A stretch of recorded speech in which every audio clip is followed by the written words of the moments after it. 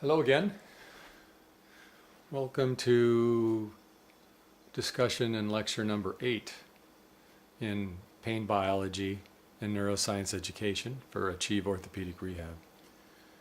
In this session, we're going to talk about the brain and how it rules the body, almost as if it's the CEO of a larger system. Let's check it out. Imagine a big corporate office building. Who's at the top? Well, the CEO, of course, the CEO of the company. Below him or her, you find all the divisions of the company. And each division usually sends monthly reports to the CEO. This allows the CEO to monitor the company and deal with any issues as they arise. Our body works the same way. The brain is the CEO of the body, Inc. Below the CEO is the neck division, the left and right shoulder division, the low back division, the hip division, and so forth. And as with most companies, each division sends regular reports to the CEO, noting that all things are well. What happens when a division is not doing well? The CEO demands reports be sent more often. Why? So they can figure out the problem and deal with any issues, of course. When someone has persistent back pain, as an example, and treatment doesn't seem to be helping, the brain CEO gets worried about the division. The CEO tells the back department to send weekly reports instead of monthly reports. What does that mean? Well, if you have ongoing pain, you become more aware of the area. The alarm signals turn on more easily. You might think something is wrong. This may not be the case. You may just be more aware because the brain, the CEO, is concerned.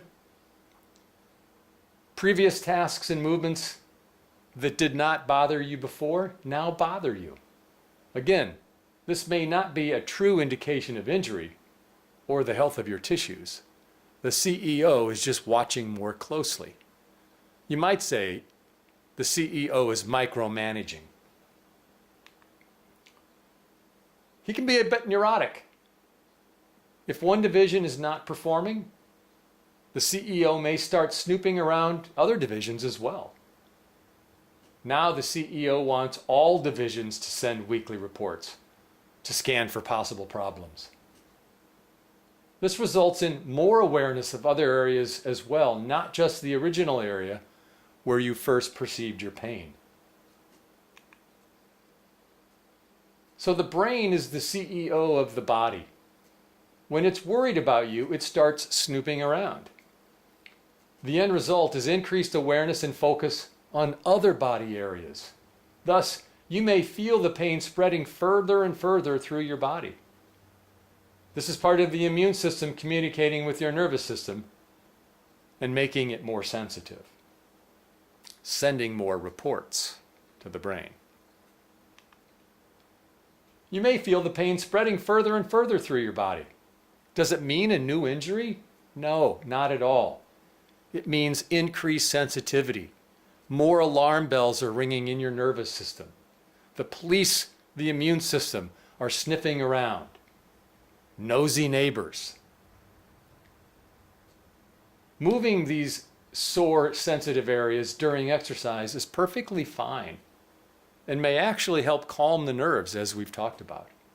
Remember, hurt doesn't equal harm. You are sore, but safe. So if the CEO starts investigating and finds no real issues, what will the CEO do? The CEO will stop demanding weekly reports and calms down. The CEO finds out that a few things in the division need to be modified or changed. Okay, but it's not that big of a problem within the department now. The CEO just thought it was. Your brain was threatened because it didn't know. Now it knows. All is well. Hurt doesn't equal harm. you're not doing more damage. Movement is the important piece, even if you were afraid to move. So the CEO recognizes there isn't a big problem. And the CEO eventually says, stop sending me weekly reports. I know what the issue is. It's not a big deal. The divisions go back to regular monthly reports. And all is well at Body Incorporated. Here's the CEO, a brain scan of a patient with persistent pain. The top row, patient is resting. The CEO is calm. The middle row, number 2, the patient moves her painful back and experiences pain. The CEO is really busy getting reports from the back division and likely from other divisions. Lots of red blobs light up as the CEO receives reports from lots of divisions. And in the last row, the same patient with the same painful task, after some pain education to better understand how the CEO really works, that there's no threat, that there isn't any damage, that hurt doesn't equal harm. It's kind of like the education you're getting today. And notice, even though it's the same movement, there are a lot less red blobs in the third or last row. Because the CEO says, I know what's going on. I'm not so worried. I don't have to process it as a pain experience like I thought I did. All is well. So there are fewer red blobs in the last row. The CEO understands what's going on.